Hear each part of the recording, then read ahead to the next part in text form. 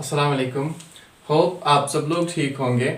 आज हम यहाँ पर डिस्कस करने जा रहे हैं तीसरा लेक्चर यूरिन फॉर्मेशन का। जैसे कि आप सब लोगों को याद होगा कि हम यूरिन फॉर्मेशन के बारे में बात कर रहे थे। प्रीवियसली हमने देखा था कि यूरिन फॉर्मेशन होती कैसे है। हमने इसमें देखा था कि ये 3 स्टेप्स में होती है। सबसे पहला स्टेप होता है फिल्ट्रेशन, देन दूसरा step reabsorption and then last step इसका होता है सिक्रीशन। और फिल्ट्रेशन, रीएब्जॉर्प्शन एंड सिक्रीशन हमने डिस्कस की थी, बट जो हम डिस्कस कर रहे थे रीएब्जॉर्प्शन एंड सिक्रीशन, हमने देखा था कि रीएब्जॉर्प्शन एंड सिक्रीशन ये कहां पर होती है? हमारे रीनल ट्यूब्यूल्स में होती है।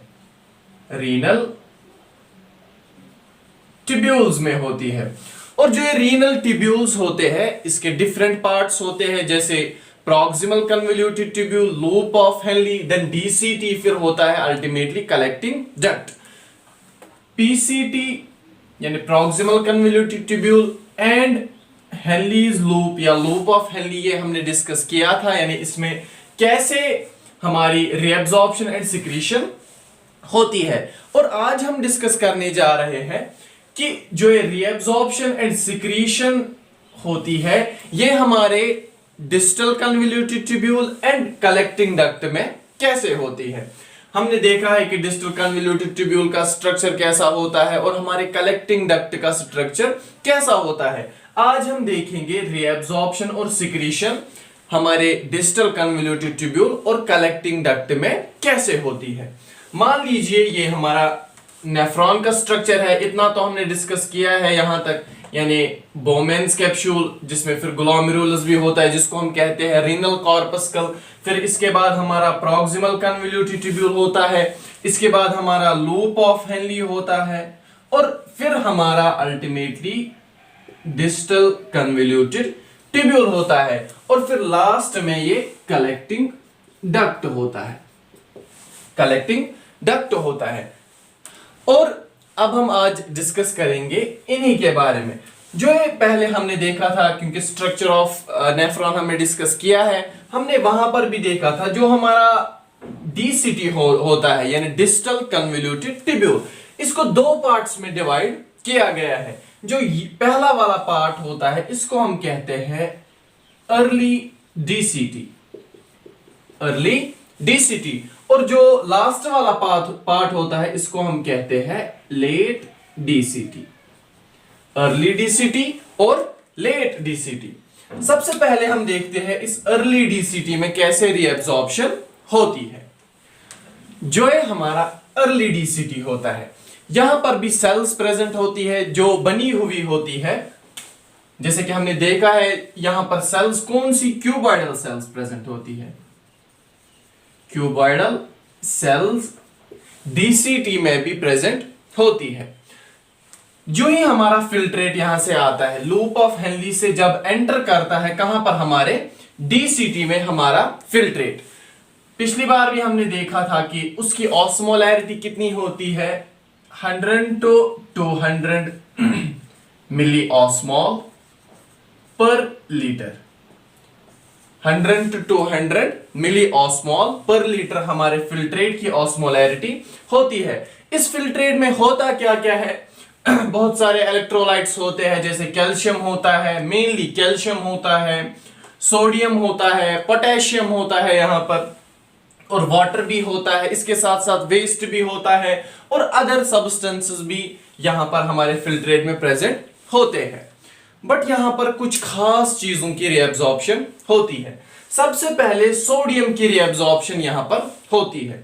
बट सोचने की बात है, सोडियम की रीएब्जॉर्प्शन तो बहुत हो चुकी है, पहले ही हमारे पीसीटी में हुई है, लूप ऑफ हेनली में हुई है। अब यहां पर सोडियम की रीएब्जॉर्प्शन क्यों होगी?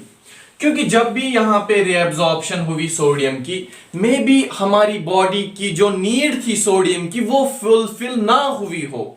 फॉर एग्जांपल अगर हम लेंगे हमारी बॉडी को, अगर 100 लेट्स से एग्जांपल, अगर हमारी बॉडी को 100 ग्राम्स सोडियम की जरूरत थी, बट यहां पर रीएब्जॉर्प्शन खाली 90 ग्राम्स ही हो चुके हैं, तो अभी भी हमारी बॉडी को नीड है सोडियम की, दैट्स वाई यहां पर भी सोडियम की रीअब्जॉर्प्शन होती है।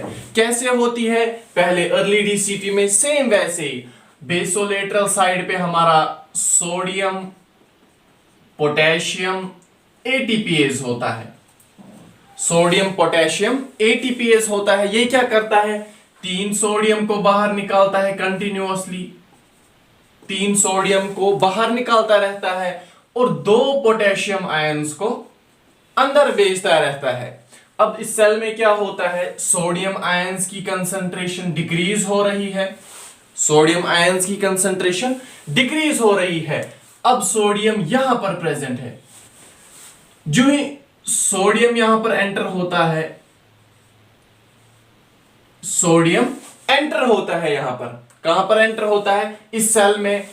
अब खाली जैसे वहां पर भी हमने देखा था सोडियम अकेला एंटर नहीं होता है, ये साथ साथ में क्लोरीन आयन को भी साथ साथ लेता है, क्लोरीन। तो यहां पर रीअब्जॉर्प्शन 2 इलेक्ट्रोलाइट्स की हुई, एक तो सोडियम, इसके साथ साथ क्लोरीन की भी रीअब्जॉर्प्शन होती है थ्रू ए स्पेशल ट्रांसपोर्टर, जिसको हम कहते हैं सोडियम क्लोरीन को ट्रांसपोर्टर, सोडियम क्लोरीन को ट्रांसपोर्टर। अब ये क्लोरीन क्या करेगा? यहां से बाहर जाएगा और सोडियम भी यहां से सोडियम पोटेशियम पंप की वजह से बाहर जाता रहता है। और हमारी बॉडी की जो नीड थी सोडियम की रीअब्जॉर्प्शन करानी थी वो भी हुई, क्लोरीन की नीड थी वो भी फुलफिल हो गई। इसके साथ साथ इस अर्ली डीसीटी में क्या होता है? जब भी हमारी बॉडी में कैल्शियम की नीड होती है, जब भी हमारी बॉडी में कैल्शियम आयंस की नीड होती है हमारी बॉडी में, तो क्या होता है? हमारे बॉडी में एक स्पेशल ग्लैंड प्रेजेंट होता है जिसको हम कहते हैं पैराथायरॉइड ग्लैंड, पैराथायरॉइड ग्लैंड। ये पैराथायरॉइड ग्लैंड क्या कराता है? ये एक स्पेशल हार्मोन को सिक्रीट करता है जिसको हम क्या कहते हैं? पैरथ हार्मोन, पैरथ हार्मोन। जो ही ये पैरथ हार्मोन सिक्रीट होता है, ये पैरथ हार्मोन पहुंचता है इसी अर्ली डीसीटी में, इसी अर्ली डीसीटी के पास ये पैरथ हार्मोन पहुंचता है। और जो ये सेल्स होते हैं यहां पर स्पेशल रिसेप्टर्स होते हैं फॉर दिस पैरथ हार्मोन। और जो ही ये पैरथ हार्मोन क्या होता है? इस रिसेप्टर के साथ यहां पर बाइंड होता है। जो ही ये पैरथ हार्मोन इस रिसेप्टर के साथ बाइंड हुआ, ये सेल में एक मैकेनिज्म जनरेट कराता है, सेल में एक मैकेनिज्म जनरेट कराता है जिसके वजह से क्या होता है? जो ये सेल मेम्ब्रेन होती है यहां पर towards lumen of our DCT, जो ये सेल मेम्ब्रेन होती है वहां पर स्पेशल कैल्शियम चैनल्स होती है। क्या होती है? ये कैल्शियम चैनल्स, कैल्शियम चैनल्स होती है, ये इनको एक्टिवेट कराता है। ये मैकेनिज्म की वजह से क्या हुआ? जो ही ये रिसेप्टर के साथ ये पैरथ हार्मोन बाइंड हुआ, ये एक मैकेनिज्म को जनरेट कराता है। उस मैकेनिज्म की वजह से क्या होता है? ये कैल्शियम चैनल्स स्टिमुलेट हो जाती है, या हम कह सकते हैं ये ओपन हो जाती है, जिसकी वजह से क्या होता है? कैल्शियम हमारी सेल के अंदर आना स्टार्ट होता है, यानी कैल्शियम आयंस की रीअब्जॉर्प्शन हो रही है। जो ही कैल्शियम हमारी सेल में एंटर हुआ, अब कैल्शियम की कंसंट्रेशन हमारी सेल में इंक्रीज होती जा रही है और जो ये कैल्शियम आयंस होते हैं ये अब सेल से बाहर निकलते हैं। यहां से पोटेशियम इसके बदले अंदर चला जाता है सेल में, यानी यहां पर सेकेंडरी एक्टिव ट्रांसपोर्ट होता है through a secondary active transport. हमारा कैल्शियम यहां पर रीअब्सॉर्ब हुआ। ये सेकेंडरी एक्टिव ट्रांसपोर्ट ये हम इंशाल्लाह आगे देखेंगे जब हम ट्रांसपोर्ट डिस्कस करेंगे। तो हमारे अर्ली डीसीटी में क्या हुआ? एक तो सोडियम रीअब्सॉर्ब हुआ, इसके साथ साथ क्लोरीन भी रीअब्सॉर्ब हुआ, मेनली क्लोरीन रीअब्सॉर्ब हुआ और इसके साथ साथ हमारा कैल्शियम भी रीअब्सॉर्ब हुआ। ये तो होता है हमारे अर्ली डीसीटी में। इसके बाद हमारा लेट डीसीटी आता है। लेट डीसीटी में भी कुछ चीजों की रीअब्सॉर्प्शन होती है। सबसे पहले सोडियम की रीअब्सॉर्प्शन, क्योंकि फिर से वही क्योंकि कभी कभार क्या होता है, हमारे प्लाज्मा की ऑस्मोलैरिटी क्या होती है, कम हो जाती है, यानी इलेक्ट्रोलाइट्स की कंसंट्रेशन कम होती है। इलेक्ट्रोलाइट्स यहां कह सकते हैं, जब भी हमारी बॉडी में, यहां कह सकते हैं प्लाज्मा में सोडियम आयंस की कंसंट्रेशन डिक्रीज हुई हो, एक चीज। दूसरी चीज, अगर पोटेशियम आयंस की कंसंट्रेशन इंक्रीज हुई हो, सोडियम की कंसंट्रेशन क्या हुई है, डिक्रीज हुई है, पोटेशियम आयंस की कंसंट्रेशन क्या है, इंक्रीज हुई है। इसके साथ साथ जो हमारा रास मैकेनिज्म होता है वो हम इंशाल्लाह आगे देखेंगे। रास मैकेनिज्म क्या कराता है, अल्टीमेटली वहां पर जो बनता है वो होता है एंजियोटेंसिन सेकेंड। एंजियोटेंसिन सेकेंड, ये तीन स्टिमुलाई जब मिलते हैं हमारी बॉडी को, जो ही ये तीन चीजें हमारी बॉडी को स्टिमुलेट करती है, या हमारी बॉडी में जब ये तीन चीजें होती है, सोडियम आयन की कंसंट्रेशन डिक्रीज है, पोटेशियम आयन की कंसंट्रेशन इंक्रीज हुई है, इसके साथ साथ एंजियोटेंसिन हमारी बॉडी में बन चुका है। ये क्या करता है, ये हमारे एड्रिनल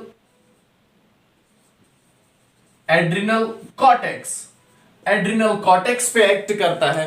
ये तीन चीजें हमारे एड्रिनल कॉर्टेक्स को स्टिमुलेट करते हैं। वहां से क्या होता है, एड्रिनल कॉर्टेक्स एक हार्मोन को सिक्रीट कराता है जिसको हम कहते हैं एल्डोस्टेरॉन। जो ही एल्डोस्टेरॉन सिक्रीट होता है, ये एल्डोस्टेरॉन आता है और इस सेल पे, जो हमारे लेट डीसीटी में सेल्स प्रेजेंट होती है, स्पेशल सेल्स, इनको हम कहते हैं प्रिंसिपल सेल्स। हमारे लेट डीसीटी में स्पेशल सेल्स प्रेजेंट होती है जिनको हम क्या कहते हैं, प्रिंसिपल सेल्स। ये प्रिंसिपल सेल्स खाली लेट डीसीटी में ही प्रेजेंट नहीं होती है, ये कलेक्टिंग डक्ट में भी प्रेजेंट होती है। तो जो मैकेनिज्म हमारे लेट डीसीटी में होता है वही मैकेनिज्म कलेक्टिंग डक्ट में भी होगा। तो क्या होता है, ये एल्डोस्टेरॉन इन स्पेशल प्रिंसिपल सेल्स पे एक्ट करता है। अब जो ही एल्डोस्टेरॉन यहां पर पहुंचता है, एल्डोस्टेरॉन क्या करता है, ये डिफ्यूज होकर हमारी सेल के अंदर चला आता है। एल्डोस्टेरॉन हमारी सेल के अंदर जो ही आता है, ये हमारे न्यूक्लियस पे एक्ट करता है। क्या करता है, हमारे न्यूक्लियस, जो सेल में न्यूक्लियस होता है, इस पे एक्ट करता है और इनिशिएट करता है ट्रांसक्रिप्शन एंड ट्रांसलेशन। तो ट्रांसक्रिप्शन और ट्रांसलेशन के बाद क्या होगा, अल्टीमेटली हमारे प्रोटीन्स बनेंगे। तो यहां पर तीन टाइप के प्रोटीन बनते हैं। एक तो हमारा प्रोटीन बनता है जिसको हम कहते हैं सोडियम पोटेशियम एटीपीएस। ये ट्रांसपोर्टर होता है, बट होता क्या है, प्रोटीन होता है। तो एक तो हमारा सोडियम पोटेशियम एटीपीएस बनता है, नंबर 1। दूसरा एक और प्रोटीन बनता है जिसको हम कहते हैं सोडियम ट्रांसपोर्टर। ये भी ट्रांसपोर्टर प्रोटीन होता है, जो कब बनता है, जब एल्डोस्टेरॉन हमारे न्यूक्लियस पे एक्ट करता है, वहां से प्रोटीन फॉर्मेशन को इनिशिएट कराता है। तो ये भी बनता है सोडियम ट्रांसपोर्टर। इसके साथ साथ पोटेशियम ट्रांसपोर्टर, जो तीसरा प्रोटीन यहां पर बनता है, जिसको हम कहते हैं पोटेशियम ट्रांसपोर्टर। तो तीन प्रोटीन्स हमारे सेल में बन जाते हैं और वो सेल मेम्ब्रेन में आ जाते हैं। ये दो यहां से आते हैं, potassium transporter and sodium transporter. और जो हमारा सोडियम पोटेशियम एटीपीएस होता है, वो बेसोलेटरल साइड ऑफ सेल मेम्ब्रेन में आ जाता है। अब ये क्या करता है, सेम मैकेनिज्म वही होगा, 3 सोडियम को बाहर भेजेगा, 2 पोटेशियम को अंदर ले आएगा।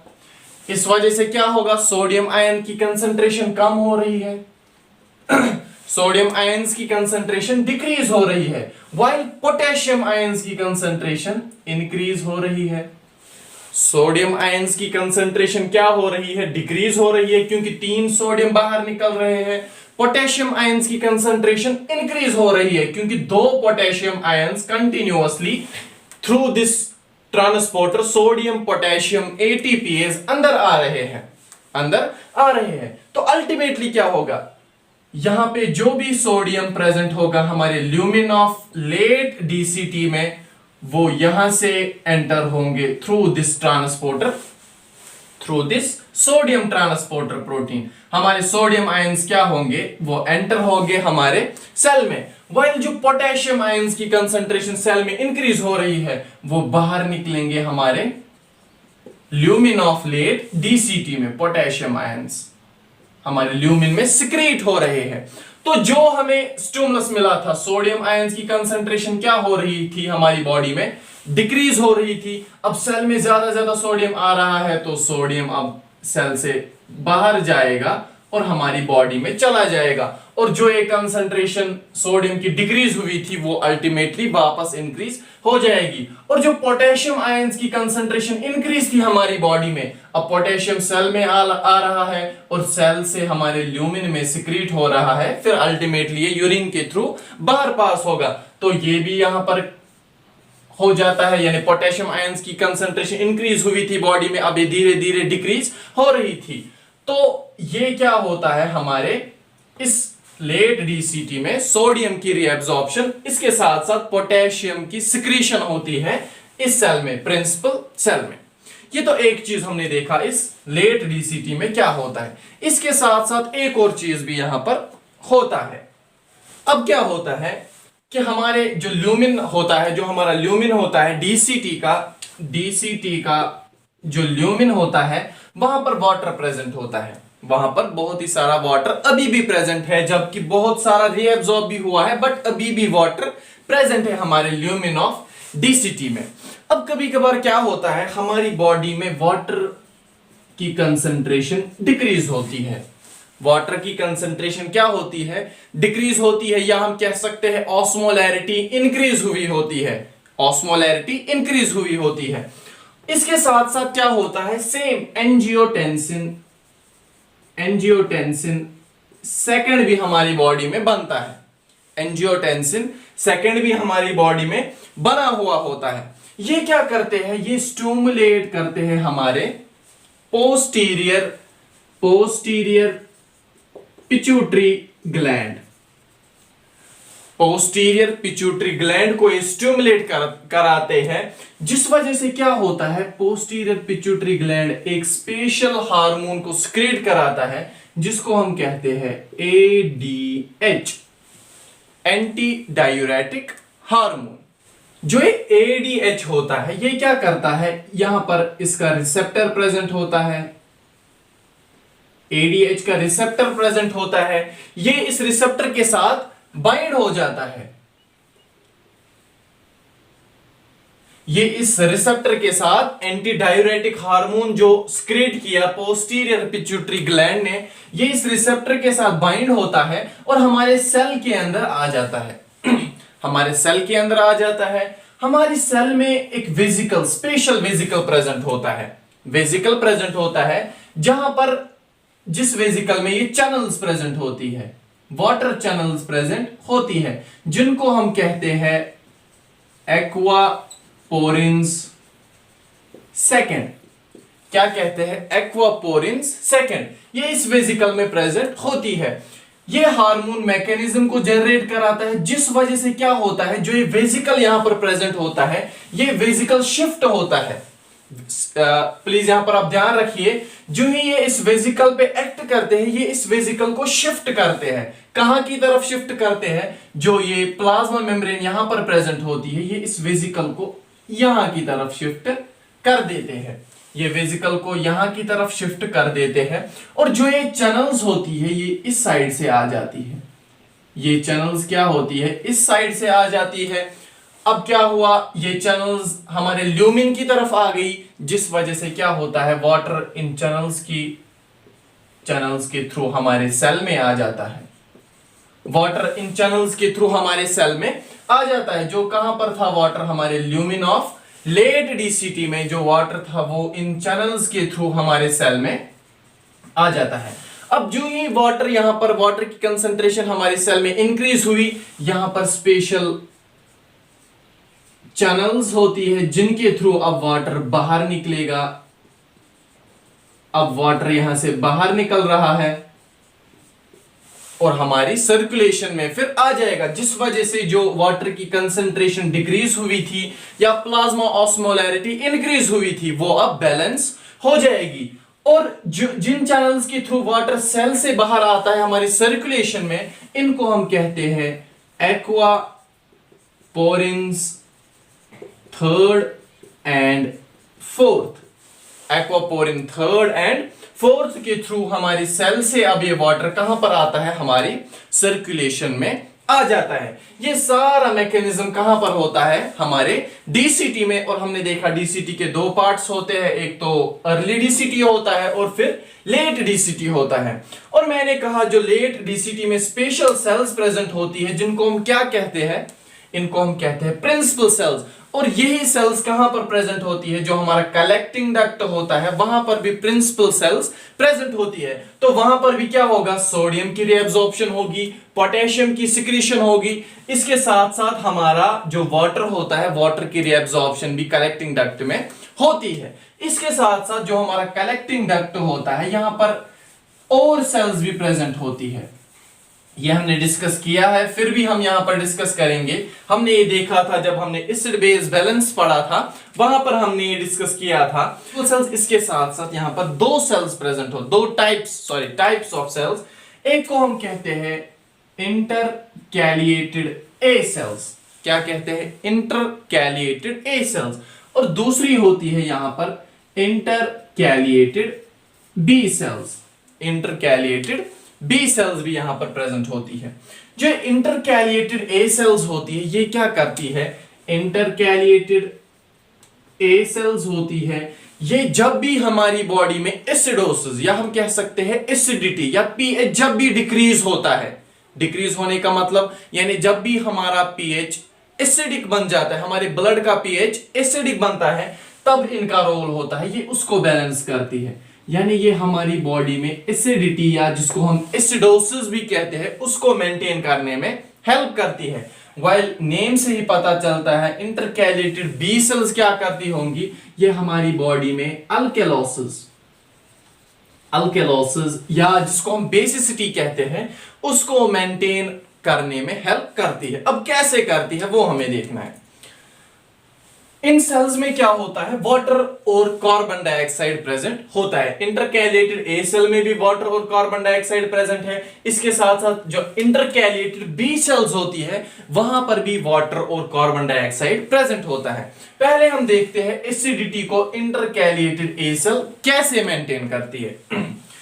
जो ही ये वाटर और कार्बन डाइऑक्साइड प्रेजेंट होता है, हमारा जो ब्लड है, मान लीजिए यहां से ब्लड जा रहा है, यहां से ब्लड जा रहा है, ब्लड में क्या है, H पॉजिटिव आयंस की कंसंट्रेशन ज्यादा है। H पॉजिटिव आयंस की कंसंट्रेशन ज्यादा है, दैट मींस एसिडिटी है हमारे ब्लड में। तो क्या करना है हमारी बॉडी को, इन H पॉजिटिव आयंस को डिक्रीज कराना है या वैसा कुछ करना है जिस वजह से ये H पॉजिटिव आयंस न्यूट्रलाइज हो जाए। तो ये सेल्स क्या करते हैं, यहां पर वाटर और कार्बन डाइऑक्साइड बाइंड होता है, वाटर और कार्बन डाइऑक्साइड बाइंड होता है, ये क्या बनाते हैं, carbonic acid H2CO3 in presence of enzyme carbonic anhydrase. Carbonic anhydrase जो ये कार्बोनिक एसिड बन जाता है, ये ज्यादा स्टेबल नहीं होता है, ये जल्दी ब्रेक होता है into HCO3 negative and H positive ion यानी बाइकार्बोनेट आयन और H पॉजिटिव आयंस में ये ब्रेक हो जाता है। और ये बाइकार्बोनेट आयंस क्या होते हैं, यहां से ट्रांसफर होते हैं हमारे ब्लड की तरफ, यानी यहां पर आए हमारे HCO3 आयंस। यानी बाइकार्बोनेट आयंस क्या करते हैं, सेल से निकलकर हमारी सर्कुलेशन में आ जाते हैं। सर्कुलेशन में क्या था, पहले H पॉजिटिव आयंस की कंसंट्रेशन ज्यादा थी, अब इंटरकैलिएटेड सेल ने क्या किया, यहां से HCO3 नेगेटिव आयंस को हमारी सर्कुलेशन में भेज दिया। ये क्या करते हैं, ये इस H पॉजिटिव आयंस के साथ बाइंड होते हैं और इसको न्यूट्रलाइज करके क्या बनाते हैं, H2CO3 यानी ये फिर से कार्बोनिक एसिड बनाते हैं और in presence of carbonic anhydrase ये ब्रेक होते हैं into water and carbon dioxide में।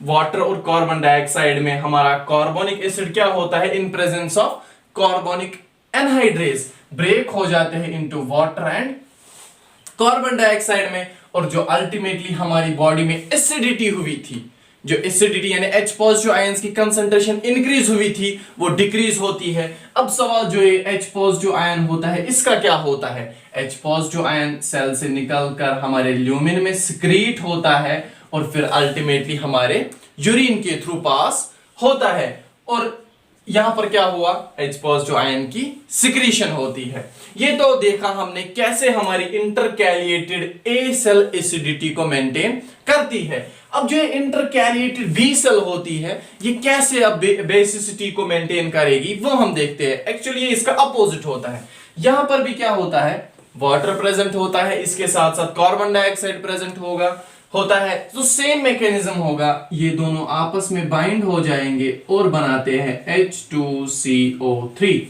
यानी हमारा कार्बोनिक एसिड बनाते हैं। और जो ये कार्बोनिक एसिड होता है ये क्या होता है? ये ब्रेक होता है H पॉजिटिव आयन और HCO3 नेगेटिव आयन में। HCO3 यानी बाइकार्बोनेट आयन और H पॉजिटिव आयन। हमें करना क्या है? बेसिसिटी हमारी बॉडी में है और उसको हमें काउंटर करना है या बैलेंस करना है। बेसिसिटी होने का मतलब हमारी बॉडी में HCO3 यानी बाइकार्बोनेट आयंस की कंसंट्रेशन ज्यादा है। एसिडिटी का मतलब तो यही है ना, हमारी बॉडी में HCO3 यानी बाइकार्बोनेट आयंस की कंसंट्रेशन ज्यादा है जिस वजह से हमारी बॉडी में बेसिसिटी हुई है। तो यहां पर क्या होता है? जो H पॉजिटिव आयन होता है हमारी इंटरकैलिएटेड बी सेल में बनता है। यहां पर कार्बोनिक एनहाइड्रेस की वजह से कार्बोनिक एनहाइड्रेस की वजह से ये बनता है कार्बोनिक एसिड। फिर ये ब्रेक होता है हमारे बाइकार्बोनेट आयन और H पॉजिटिव आयन में। तो अब क्या होगा? यहां से ये H पॉजिटिव आयन हमारी सर्कुलेशन में आ जाएगा। इंटरकैलिएटेड बी सेल से H पॉजिटिव आयन हमारी सर्कुलेशन में आएगा जहां पर ये बाइंड होगा किसके साथ? इस बाइकार्बोनेट आयन के साथ। और इस बाइकार्बोनेट आयन के साथ जो ही ये बाइंड होगा ये क्या करेगा? ये हमारा बनाएगा H2CO3 यानी फिर से ये बनाएगा, क्या बनाएगा यहां पर? Carbonic acid. जो ये कार्बोनिक एसिड बना ये फिर से ब्रेक होगा इन प्रेजेंस ऑफ कार्बोनिक एनहाइड्रेस हमारे वाटर में H2O और कार्बन डाइऑक्साइड में। तो क्या हुआ? ये बाइकार्बोनेट आयंस को हमने यहां पर न्यूट्रलाइज किया तो हमारी जो बेसिसिटी हुई थी बॉडी में वो डिक्रीज हो गई। बेसिसिटी या हम कह सकते हैं बैलेंस, हमारा पीएच फिर से हो जाता है। और जो ये बाइकार्बोनेट आयन होता है ये हमारी जो इंटरकैलिएटेड बी सेल होती है वहां से सिक्रीट होकर हमारे ल्यूमिन ऑफ कलेक्टिंग डक्ट में आ जाता है। फिर अल्टीमेटली ये कहां चला जाता है? हमारे यूरिन के थ्रू पास हो जाता है। ये तो हमने देखा कलेक्टिंग डक्ट में क्या होता है। एक तो एसिड बेस बैलेंस मेंटेन होता है, इसके साथ साथ प्रिंसिपल सेल्स जैसे लेट डीसीटी में प्रेजेंट थी वैसे ही प्रिंसिपल सेल्स कलेक्टिंग डक्ट में भी प्रेजेंट होती है। तो क्या होता है? सोडियम रीएब्जॉर्प्शन होती है, पोटेशियम सिक्रीशन होती है, इसके साथ साथ वाटर रीएब्जॉर्प्शन भी होती है हमारे कलेक्टिंग डक्ट में। ये तो हमने देखा सारा मैकेनिज्म अब तक क्या हुआ। तो अल्टीमेटली अगर हम देखें बहुत सारी चीजों की रीएब्जॉर्प्शन, पहले तो फिल्ट्रेशन हुई थी, फिर अल्टीमेटली बहुत सारी चीजों की रीएब्जॉर्प्शन हुई थी। फिर अल्टीमेटली यहां पर क्या प्रेजेंट होता है? हमारा वेस्ट प्रेजेंट होता है इस फिल्ट्रेट में, कुछ वाटर भी प्रेजेंट होता है, इसके साथ साथ कुछ इलेक्ट्रोलाइट्स भी प्रेजेंट होते हैं। सोडियम क्यों प्रेजेंट होते हैं? क्योंकि अगर हमारी बॉडी में पहले से ही इलेक्ट्रोलाइट प्रेजेंट है तो हमारी बॉडी को नीड नहीं होती है कि वो इस नेफ्रॉन से वापस रीअब्सॉर्ब कराए इन इलेक्ट्रोलाइट्स को। तो ये इलेक्ट्रोलाइट्स कहां से चले जाते हैं? सीधे हमारे फिल्ट्रेट के थ्रू पास होते हैं और फिर हम अल्टीमेटली इसको यूरिन के थ्रू बाहर निकालते हैं। इसीलिए यहां पर कुछ इलेक्ट्रोलाइट जैसे sodium, potassium, calcium, magnesium etcetera ये सारी चीजें भी हमारे इस फिल्ट्रेट में होती है। एक और पॉइंट आप यहां पर याद रख सकते हैं, जब तक हमारा ये फिल्ट्रेट कलेक्टिंग डक्ट से बाहर ना निकले, कलेक्टिंग डक्ट से बाहर यानी पहले ये कहां आ जाता है? रीनल कॉर्पस्कल में आ जाता है, फिर रीनल ट्यूब्यूल्स में आ जाता है यानी PCT, loop of Henle, DCT, then collecting duct. तब तक हम इसको यूरिन नहीं कह सकते हैं, तब तक हम इसको फिल्ट्रेट कहते हैं। जो ही ये कलेक्टिंग डक्ट से निकलता है फिर कहां पर अल्टीमेटली चला जाता है, किडनी का स्ट्रक्चर हमने देखा है, वहां पर क्या होता है, फिर पैपिलरी डक्ट्स आ जाते हैं, पैपिलरी डक्ट से फिर ये माइनर कैलेसीज में आ जाते हैं, माइनर कैलेसीज से फिर अल्टीमेटली मेजर कैलेसीज में, फिर रीनल पेल्विस में, फिर अल्टीमेटली यूरेटर्स में आ जाता है, फिर अल्टीमेटली हमारे यूरिनरी ब्लेडर में आ जाता है। यूरिनरी ब्लेडर से क्या होता है हमारा यूरिथ्रा होता है, एराइज होता है यूरिथ्रा, फिर अल्टीमेटली ये यूरिन क्या होता है इसी यूरिथ्रा से पास होता है, फिर हम इसको बाहर एक्सक्रीट कराते हैं। तो ये सारा मैकेनिज्म जो हमने देखा ये क्या था, हमारा यूरिन अगर बनता है तो कैसे बनता है हमारी बॉडी में। इसके साथ साथ आप ये भी याद रख सकते हैं जो यहां पर कलेक्टिंग डक्ट होता है, यहां पर ओमोनियम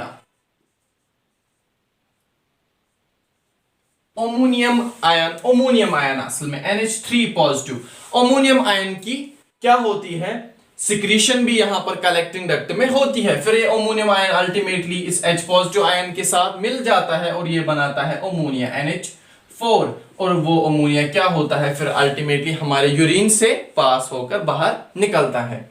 तो ये तो हमने देखा सारा मैकेनिज्म। होप आप सब लोगों को ये यूरिन फॉर्मेशन अच्छे से समझ में आया होगा। Thank you so much.